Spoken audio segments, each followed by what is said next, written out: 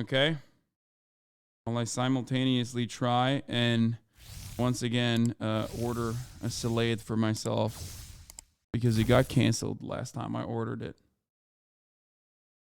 Yeah, sample sabotage, field manual, strategic services.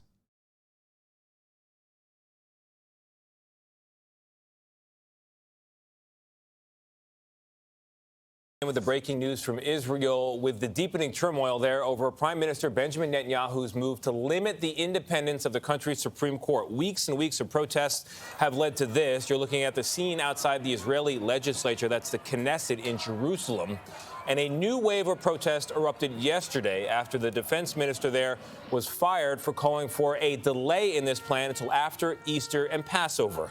This morning, labor unions called for a general strike, and the protests may have actually forced Netanyahu and his right-wing government to reconsider, or at least consider a pause. Charlie D'Agata is following this story from London. Charlie, good morning. Good morning to you, Tony. Israel is bracing for further protests today, and the prime minister is facing the greatest threat yet to his coalition government. There are now reports that you mentioned he may halt that overhaul following a long night of nationwide demonstrations. Organizers. This is pretty fucking wild. I mean, it's wild. Obviously, you can't have a conversation about Israel and internal politics within Israel without having a conversation about Israeli apartheid state conditions imposed upon the Palestinian population, which they control over land that they stole. The two go hand in hand, and it fits in this conversation as well.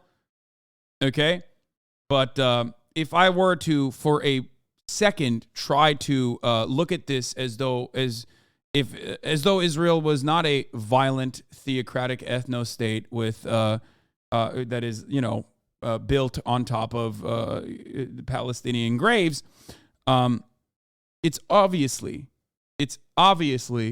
going to happen in the way that it has. Bibi Netanyahu is incredibly corrupt and has, not single-handedly, but has very deliberately made Israel even more right-wing. It's interesting to considering that, the Israeli nation-building project is an inherently reactionary one that was created by, colonialists that had no say, or should have had no say whatsoever on what gets divvied up to who in that land. But having said that, Netanyahu has been also uniquely right-wing, okay? And over the course of the past couple of decades, it has gotten to a point where the domestic politics of Israel that do not pertain to the Arab Israelis or the non-Israeli citizen Palestinians that also have to cohabitate these spaces, which they are, systemically discriminated from cohabitating. It's become so right-wing that even the liberals in Israel, which oftentimes have really reactionary perspectives as it pertains to dealing with Arab Israelis or even Palestinians in general, are very upset at the right-wing government. Why am I consistently talking about Palestinians in this conversation? Because that is the division that they utilize.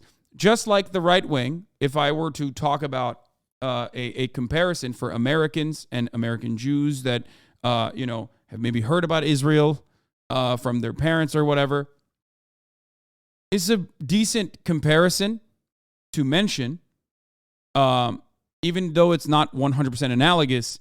But the right wing in America routinely weaponizes anti-black sentiment, okay? The systems itself are obviously very much not in favor of black liberation. It's designed in that way. So that much is permanent, okay? And the right-wing Israeli government weaponizes Palestinian existence in that exact same way. Of course, no matter what happens, obviously, if you were to make a comparison to like the existence currently of Palestinians on Palestinian soil, if you were to make a comparison to black people living in U.S. soil, that would be. I hate that we're doing oppression Olympics almost, but that would be more favorable. Okay? This does not undermine contemporary black existence in America, but the reality is that's how devastating it is for Palestinians and their everyday existence. Not having water supply, having all matter of their existence controlled by an apartheid state that is incredibly violent towards them.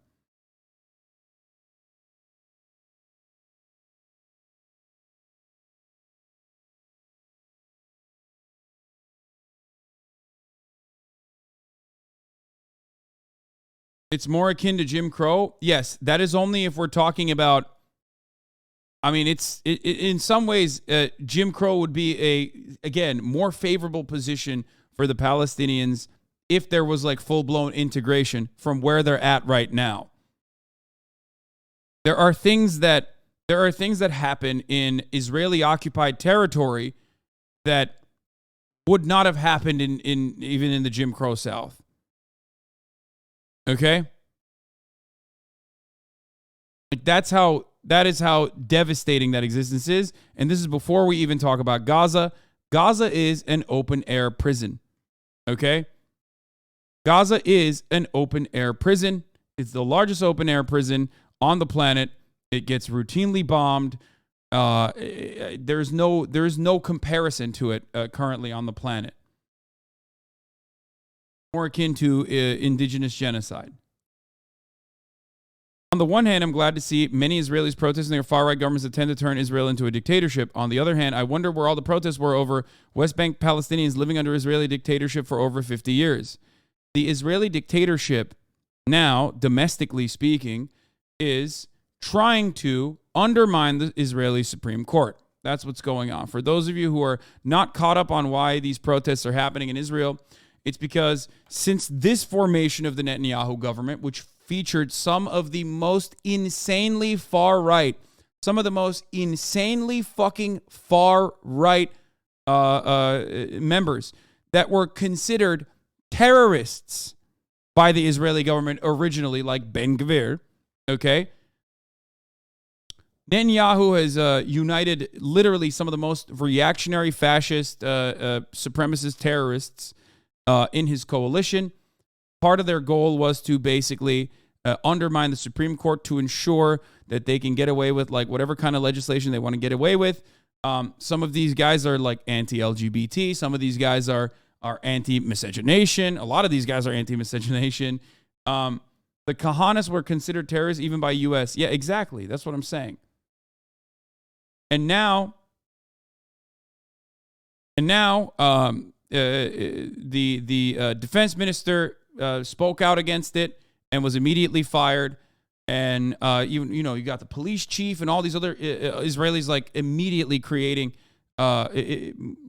mobilizing and creating a mass movement in Israel, which led to the Netanyahu government. Miscegenation is race mixing. Yes.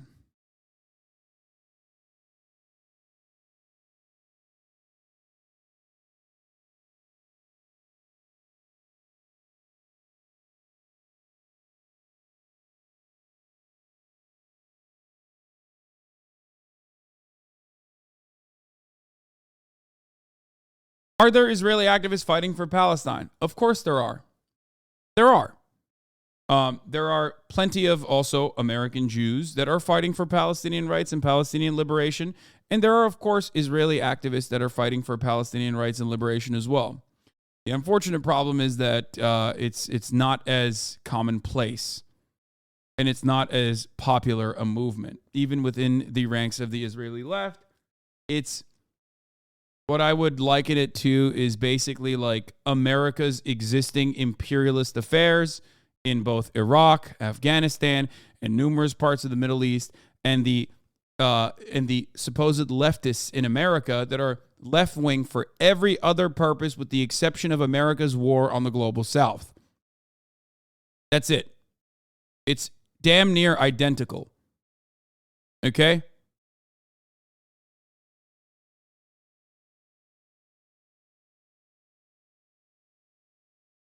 It is very, very far right with its treatment of Palestinians. It's incredibly reactionary. One of the most reactionary formations. There's Noam Chomsky. It's worse talking about what's going on in Israel. than apartheid. I've never called it apartheid because it's worse than apartheid. South Africa depended on its black population. I've heard Noam Chomsky say this before. 85% of the population. They were the workforce. They needed them. South Africa tried actually to get the Bantustans to be recognized, try to make them look viable. Israel doesn't do that with the Palestinians in the occupied territories. Just wants to get rid of them. Yeah. I love it. As soon as Noam Chomsky comes up, what's the genocide that Noam Chomsky denies for some inexplicable reason? Like, suck my fucking dick, dude. Seriously. You didn't even hear anything he said. You just immediately saw Noam Chomsky and went to the fucking talking points. I absolutely love that shit, dude. Love it. Like, there is no one. No one can ever fucking speak out against, like, the mainstream narrative, especially as it pertains to anything about our allies or about our sister nation state of Israel or America's allies or countries that are doing countries that are doing the goal united, aligned with the United States of America. If it's on board, if it's our foreign policy, you cannot ever speak out against it. If you ever speak out against it, people will literally constantly weaponize anything and everything in the most cynical, deploy it in the most cynical capacity. Okay? It is so fucking stupid. I think it's a way lower percentage of the comparison you made about leftist Americans speaking out against the war. Yes, because there's never going to be a one-to-one comparison because it's literally both like the treatment of black people in the Jim Crow South while also simultaneously active war against them. And not in the way that, like, there have been firebombing campaigns in, like, fucking Philadelphia in 1985 or the bombing of Black Wall Street in Tulsa. That's not what I'm talking about. I'm talking, like, literally everyday existence. If everyday existence was like Tulsa, non-fucking stop. It's like Jim Crow and Trail of Tears all together. Exactly. It's like it's difficult to talk about this because it's so complex. Stop lying. Yeah, okay. Yeah, I'm lying.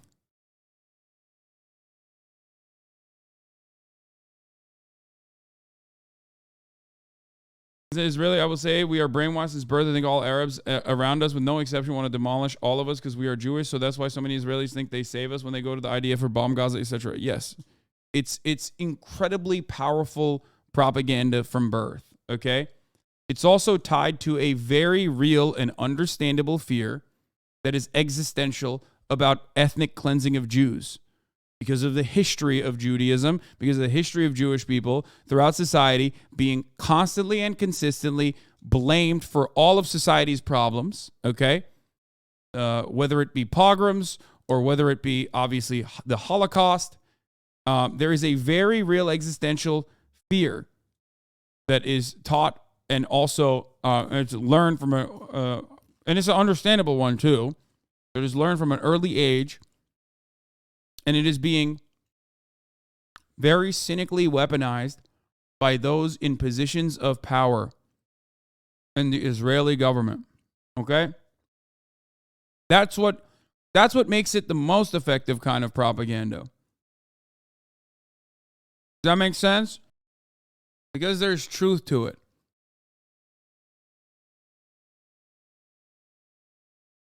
We begin today's show looking at the growing political crisis in Israel. Workers across Israel are taking part in a general strike today to protest plans by Prime Minister Benjamin Netanyahu to disempower Israel's judiciary. I know Critics you say read the my moves last could chat. turn Israel into a dictatorship. Oh, fuck you. My biggest fear as a Jew is the top of the hour ad break. Oh, good job.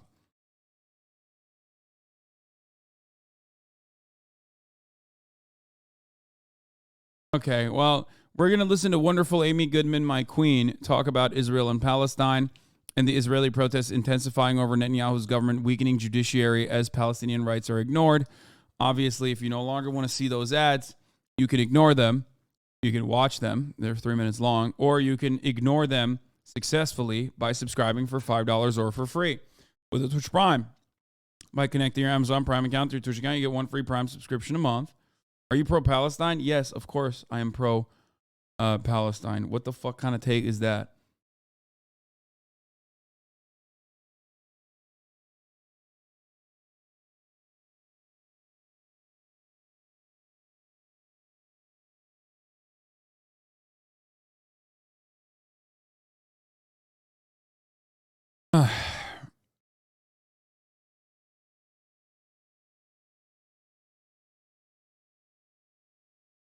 Anyway. What do you think is more likely? Palestinians getting their land back or a Kurdish nation state? An independent Kurdish state? Independent Kurdish state would be helpful to American interests in the region. And it would be literally created by the Americans in general. It would be a puppet state. So, yes, it would be, the independent Kurdish state would be infinitely more likely than Palestinians getting their land back.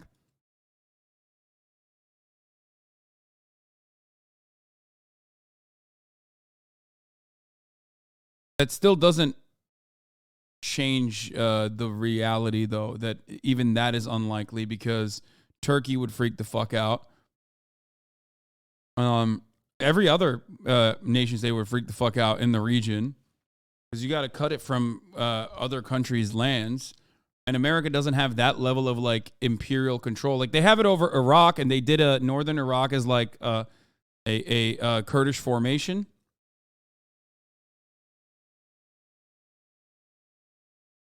Anyway, I forgot to run the ad break here. I'm going to run it now.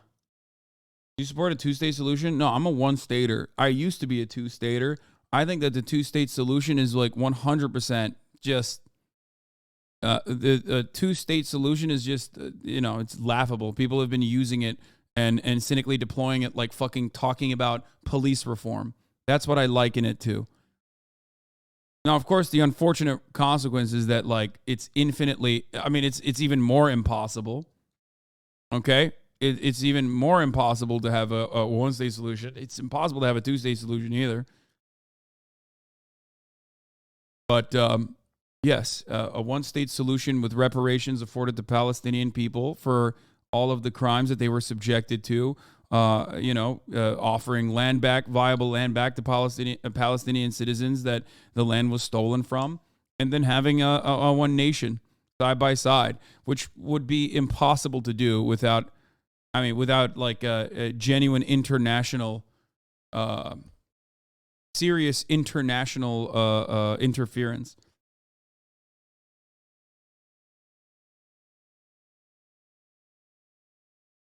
Your average Israeli's greatest fear is the single state solution. They're terrified of demographic shifts. Yes, absolutely. I know.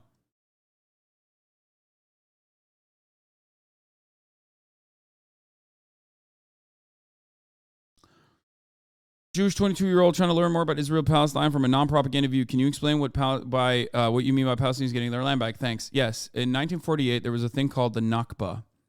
This was the most important, leading up to that moment, it was just mostly just immigration into the region from, British colonists, okay? But what that was basically the Great Purge. During the process, there was a lot of land that was either A, stolen, or B, bought by developers and people who held on to a lot of Palestinian land that was given to Jewish settlers. Okay. what is basically happening in Jerusalem was happening in Palestine as a whole. That was the Israeli nation development project from the jump. That is also part of the reason why Israel has always consistently turned a blind eye to the atrocities of settler terrorism in areas that they are not supposed to be in. Okay? And over the course of the multiple years, the multiple decades that the Netanyahu government has been in operation, they have turned a blind eye and then excused and then supported and single-handedly defended and offered material help to the settler terrorism, the atrocities of settler terrorism. Okay?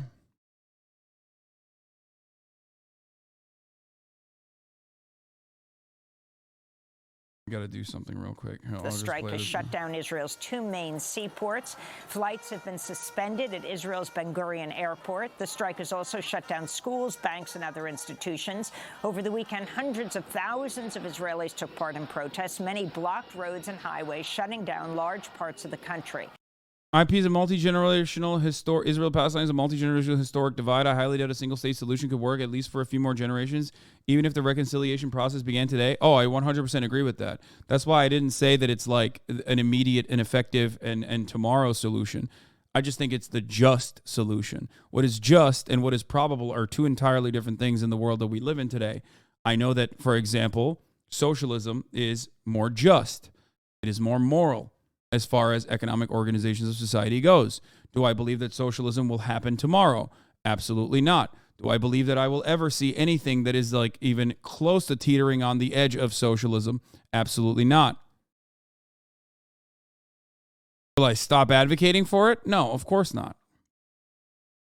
On Sunday, Prime Minister Netanyahu fired his defense minister, Yoav Gallant, who had warned that plans to overhaul the judiciary posed a, quote, clear, immediate, and tangible threat to the security of the state. These are the voices of some of the protesters in Tel Aviv this weekend. Soldiers from the Yom Kippur War. This is an emergency time for the democracy of Israel, and we're all here to fight for the liberal democracy and our rights in the Jewish state, which was established 75 years ago. A central aspect of the ongoing Nakba is the systematic, ongoing, and arbitrary forced displacement of Palestinians, including what has been described as the ghettoization of the Palestinian population through transfers, confiscation of land, and the concentration and confinement of as many as possible of those remaining in the smallest possible areas of land. Yes. Absolutely. And it's ongoing. It was formational, it was foundational, it was important for the development of the Israeli nation state, and it is continuing to this very day. Which is part of the reason why it's a weird thing to discuss with Israeli citizens, because they have to come to terms with the way that their nation state was built. It's like trying to have a conversation with Americans about the way that the American nation state was built on genocide of indigenous populations and slavery. What are the protesters protesting specifically? They are not protesting about Palestinians. They are not. This has nothing to do with Palestinians. This is internal conflict within Israel. Okay? This is simply about the Netanyahu government trying to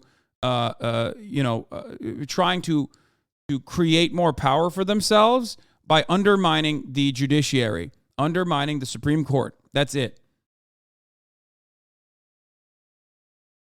As an Israeli, I think you are spreading a lot of misinformation. You keep mentioning how corrupt Netanyahu is and how much of a scumbag he is, but you seem to forget how much worse it is that you play Disco Elysium off stream. Okay, come on, man.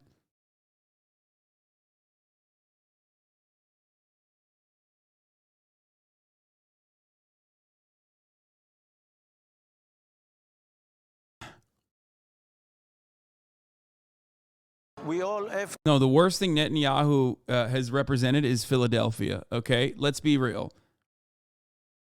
That is a permanent L on the apartheid state of Israel, okay? The fact that you can't get rid of a fucking Philadelphia scumbag, okay? Yeah, that's right. Netanyahu is from Philly, okay?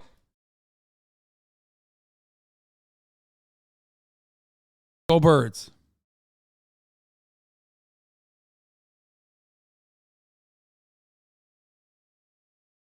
Wait, really? Yes, bro. Yes, really. Why do you think he has like a Philly accent when he talks to American media? Where do you think that comes from? Yeah, it's very great. I love having my job once again. It's awesome. Now are you lying? No, he code switches, bro. Are you kidding me? No, he did. Bro, he grew up in Philadelphia. It's not a lie. What the fuck are you talking about?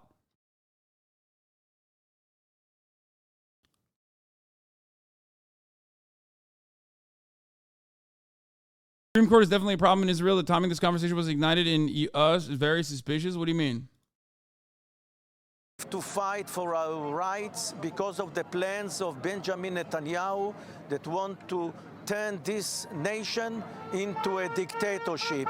What we are doing here tonight is protesting against the government wants to get all the power to itself and take all the rights from our citizens. And this is why we're here, fighting for our democracy.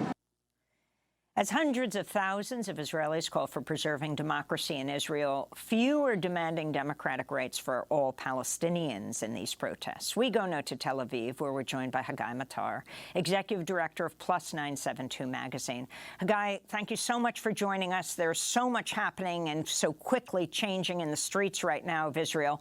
Talk about the significance of the mass protest and the firing, Netanyahu's firing of the defense minister.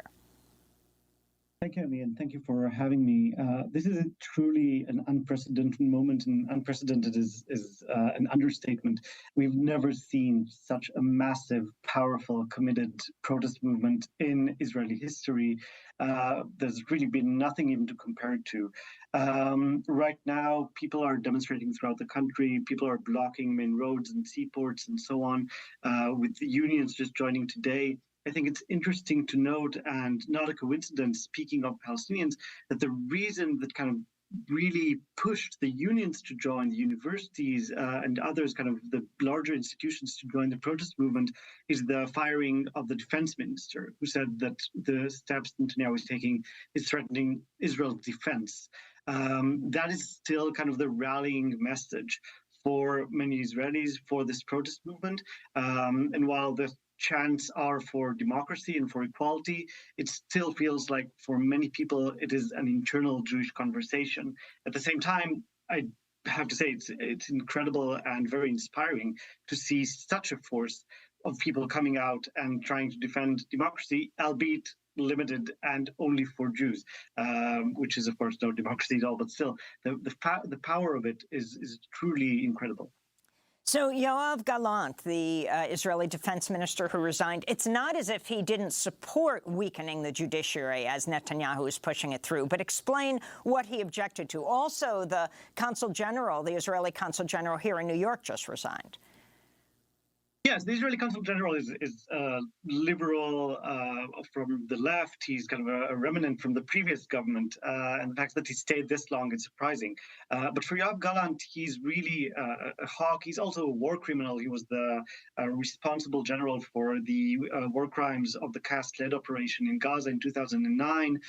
He is no defender of democracy in any way. The only reason he decided to step up against Netanyahu was that the army is basically collapsing. The central and most important units that sustain Israel's Air Force and intelligence corps are basically filled with thousands of people who are saying that they will refuse to continue service or their reserve service if the legal... What are your thoughts on Arab countries normalizing relations with Israel? They're Gulf states, dude. What do you mean? They're like literally fucking... Brother, Gulf states have almost always historically been led by fucking dipshit ass idiots who are dogs to America anyway, and they bark as loudly as America wants them to bark. They want weapons, they want favorable deals. That's it. That's just how it is. That's how it has always worked. So them being on board them being on board and like normalizing relations with Israel is meaningless.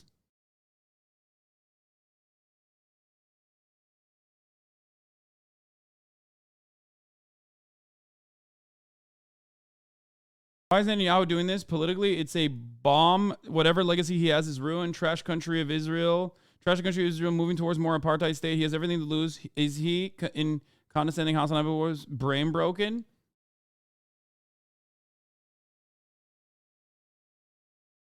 Yeah, he said Morocco is not a Gulf state. Okay, Morocco as well. Is that fine? It doesn't matter. Like there are trade partnerships at play.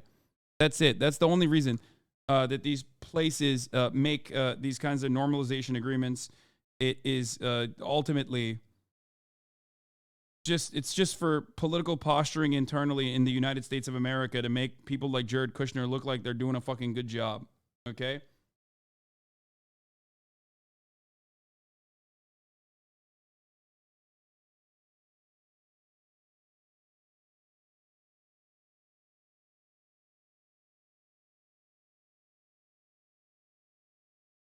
Overhaul goes through.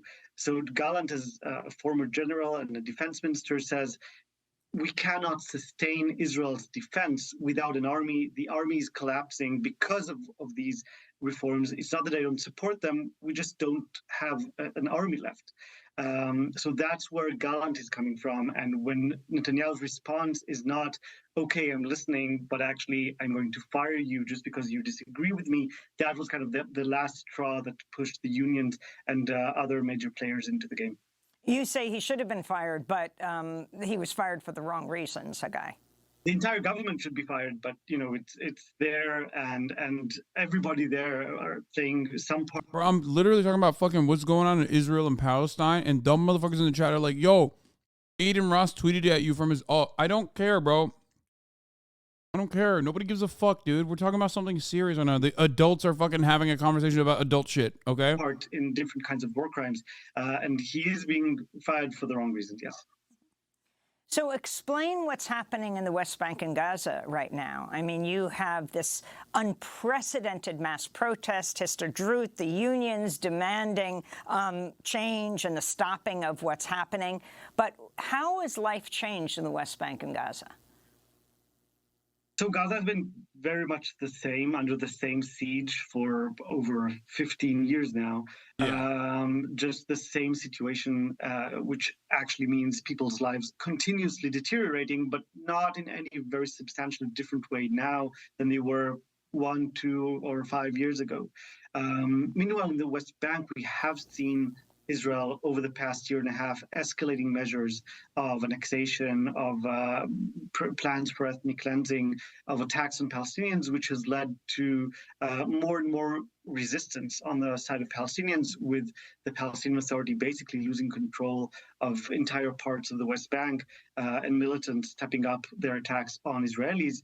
And that also has been ongoing since even the previous government and is ongoing and escalating these very days. I think Palestinians also in many ways are just looking at what's happening inside of Israel and waiting to see what plays out and where this is going.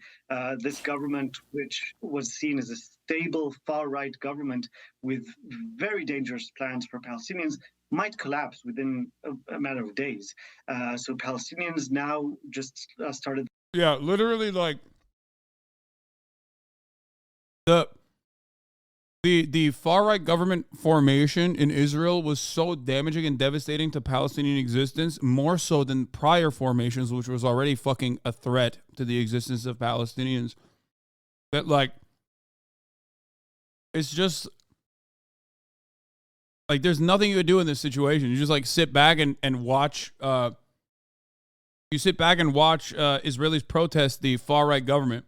The reason why Israelis are protesting the far-right government is because it's becoming more authoritarian towards Israelis. Understand that. They're not protesting because like the government has been too authoritarian towards Palestinians. If anything, it's similar to the treatment of Kurds in the Erdogan regime, okay? Anytime some shit pops off internally for domestic reasons, whether it be a corruption charge that is truly never going to get prosecuted, whether it be anything, Erdogan will go and squeeze the Kurdish populations and cause them to retaliate, and then basically do everything he can to squash that retaliation in the most violent way possible, because it galvanizes everyone. It's a played out tactic. Okay? But it's a very effective one. Israel does the same to Palestinians. The unfortunate reality is that for a lot of people, due to social conditioning, a lot of people in Israel, there is no consideration for Palestinian people as human beings. They are just seen as an aberration. They are seen as people who are, by existing in the same land that they have existed for many, many, many generations, they are a threat to the safety and security of Israel. That is the number one way of thinking about Palestinians in Israel. Okay. Oh, right now, they can't even hit the let's fucking eviscerate and ethnically cleanse the Palestinians button, because they hit it so much, it's not working anymore.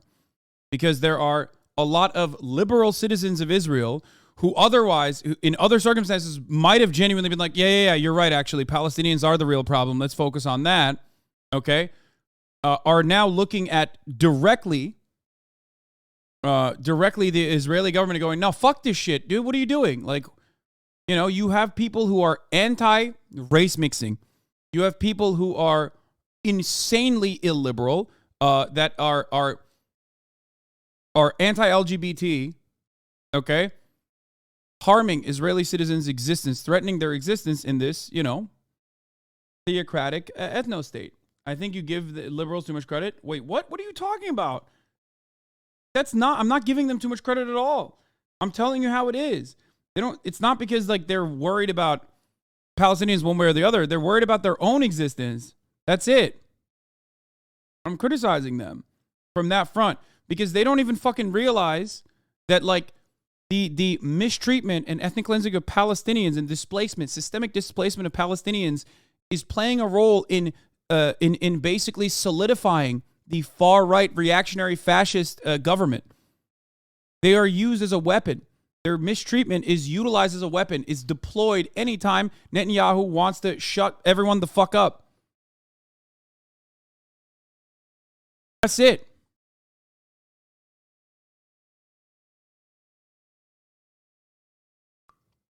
The holy month of Ramadan, always a very strenuous time, are basically looking to see where things are going at this moment. I mean, the parallels with the United States between Netanyahu and Trump, both are under investigation. Netanyahu has been indicted for corruption. Trump is about, it looks like, to be indicted. And both trying to now completely going after the judiciary. In fact, if these judicial changes went through, wouldn't that also benefit Netanyahu personally?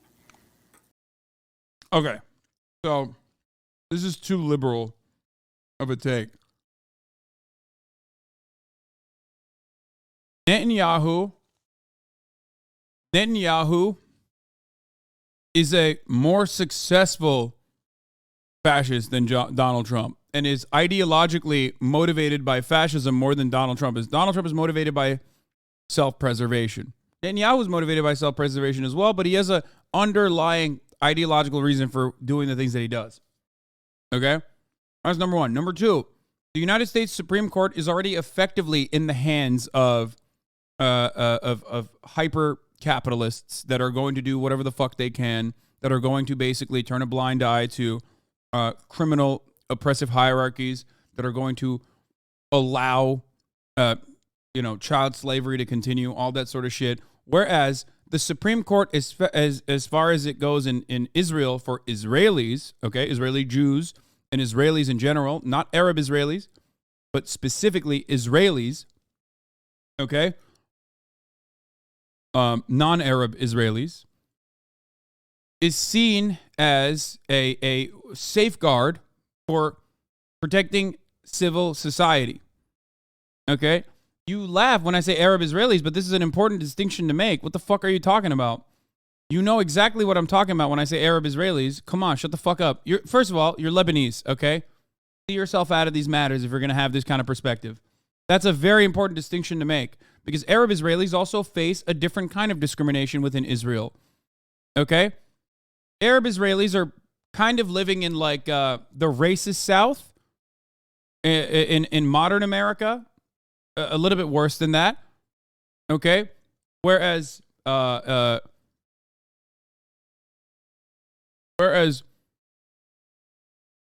Palestinians living in Gaza are living in conditions that is like open world prison. Okay? There are different forms of oppression that each individual group faces.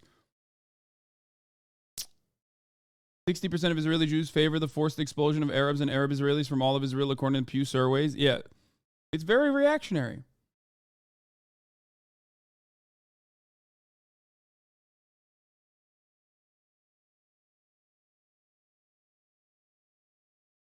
What's this Lebanese hate, bro? No, there's no Lebanese hate. I'm just making fun of our Lebanese chatter who's chiming in when I'm talking about an important distinction here. Anyway, it's an important distinction, and yet I think the Supreme Court is a safeguard for them as well, to a certain degree. But ultimately, the Supreme Court is seen as a seen as a way to prevent further erosion of civil liberties for Israelis in general. Okay? That's it.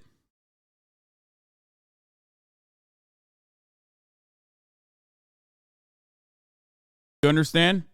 This is the reason why people are very upset.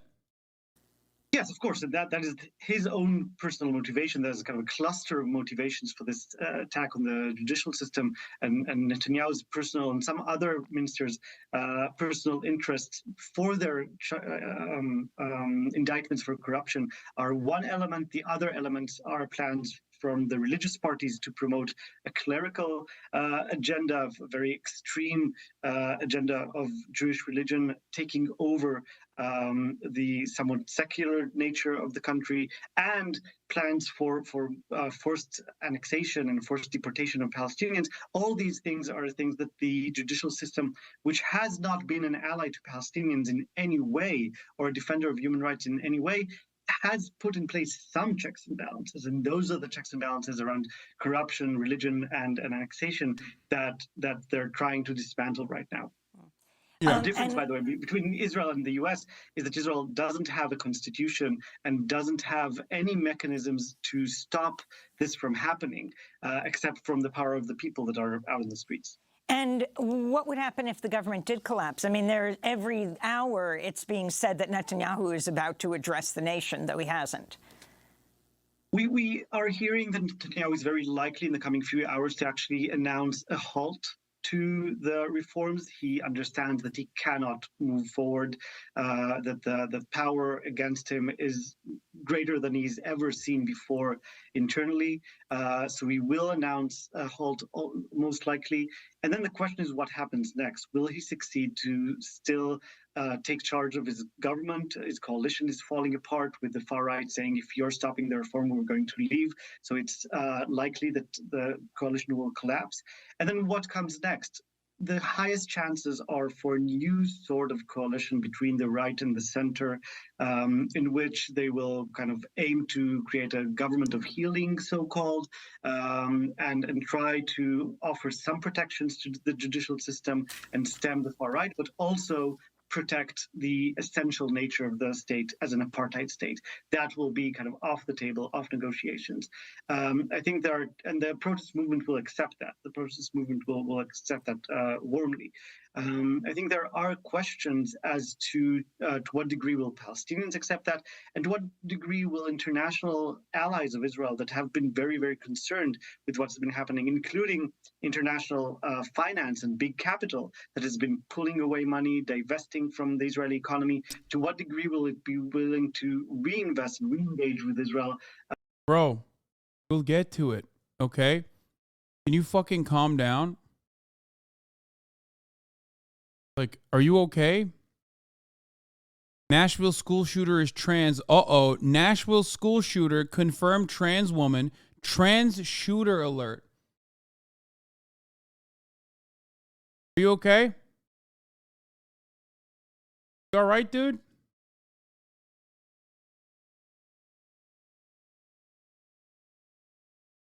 You good?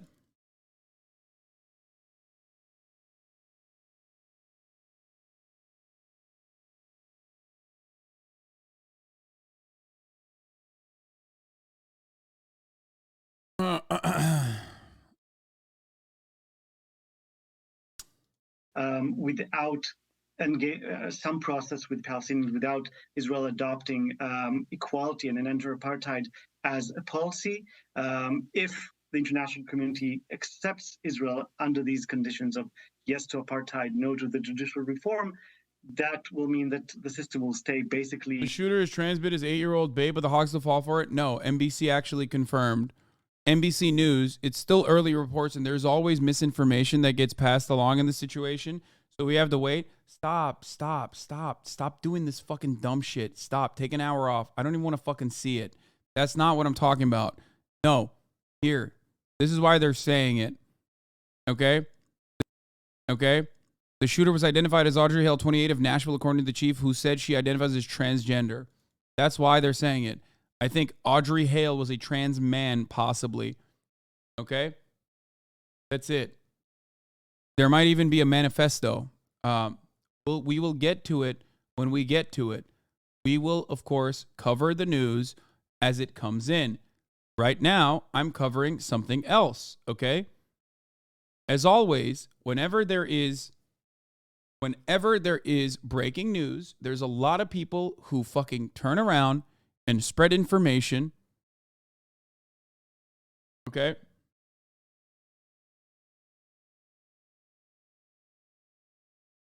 Whether it be to deliberately spread misinformation or whether it be to cover the news as quickly as possible with genuine needs, okay?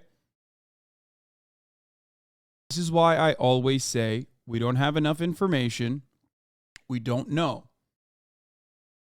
Just like when Matt Walsh was making this inference earlier today, I said that could be the case, but we don't know at this moment.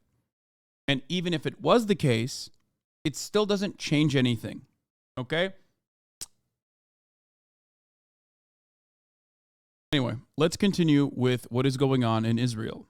As is, we can only hope and demand. Yes, we do. The police just confirmed it. Oh my God, I am going to literally take Aiden Ross's alt account rope suggestion right now because of how fucking purposely obtuse or delusional people are. I just pulled a news article that showed, yes, that currently as it stands, that's what the NBC News report is saying.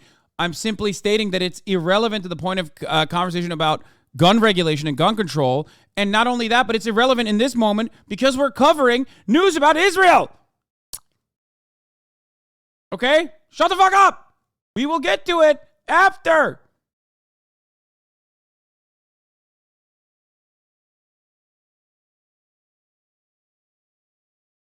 And that international players hold Israel to account also on apartheid and not only on the recent measures. Hagai Matar, I want to thank you for being with us, Executive Director of Plus 972 Magazine, speaking to us from Tel Aviv.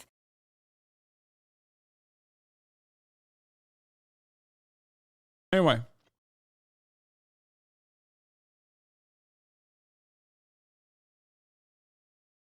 Called for a night of chaos, and demonstrators by the tens of thousands delivered. Protesters poured onto the streets of Tel Aviv, taking over the main highway, shouting, "Israel is not a dictatorship." I mean, this is like kind of laughable to say. Like, let's be real.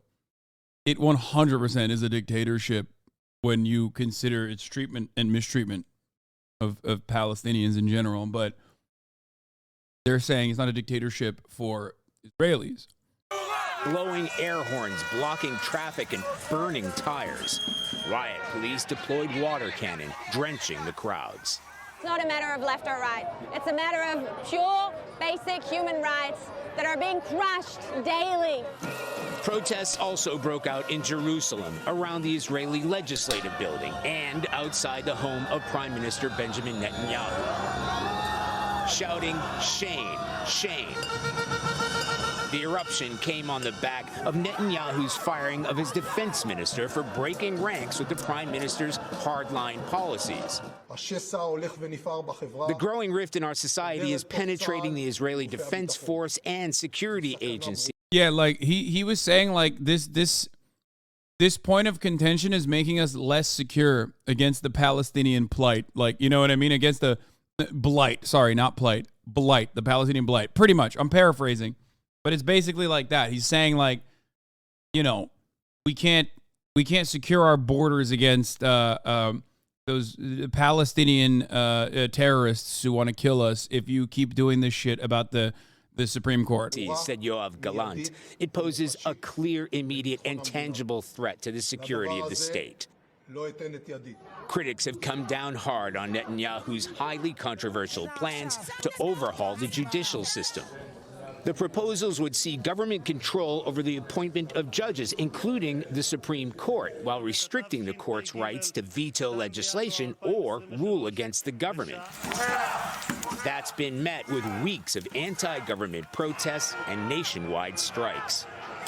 Unions have gone on strike, shutting down the universities and grounding flights out of Israel's main airport. Another mass demonstration has been called for this afternoon outside of Parliament. Tony? And of course, if that legislation to overhaul the courts does pass, who gets to look at it? The courts. They could veto it, causing an even deeper crisis. Charlie, thank you very much. Breaking news out of Israel regarding that planned judicial overhaul from Prime Minister Benjamin Netanyahu. Back with us is NBC's Raf Sanchez in Jerusalem. Raf, what are we learning at this hour? Well, Jose, in just the last few minutes, a far-right member of Netanyahu's government, Ben-Gvir, the national security minister, has said he is prepared to accept a delay in the judicial overhaul. Now, the reason this matters is Netanyahu has been under a lot of pressure from the right wing of his government, from right-wing protesters like the ones you can see behind me. Thank God. Guys. That terrorist dog Ben-Gvir said he'll take not even a compromise, but just a pause, a delay.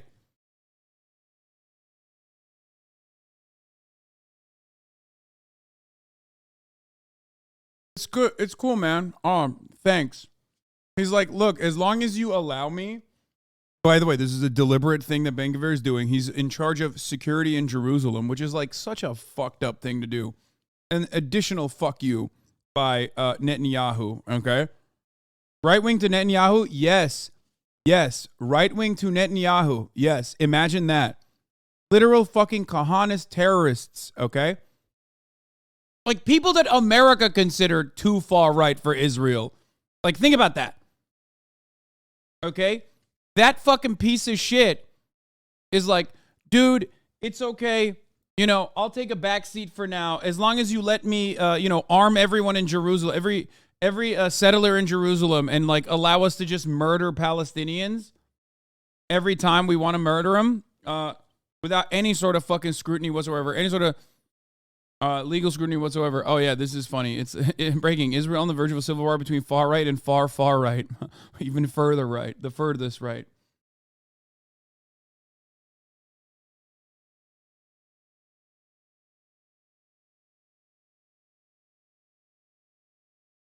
To delay this reform. The delay is what those massive protests we've seen on the streets of Tel Aviv and Jerusalem have been calling for.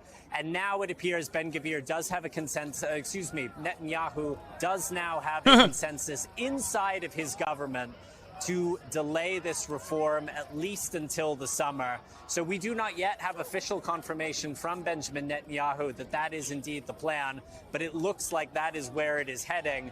And we have been waiting all day to hear from the prime minister. There have been these scenes of chaos all across Israel, and yet the Israeli people have not heard from Netanyahu himself. You can see some of the right-wing protesters behind me.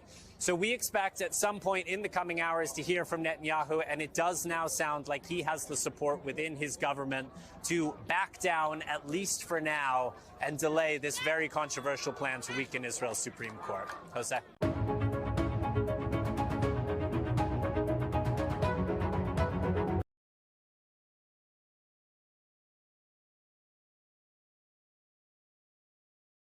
Continuing on with the government's protesting,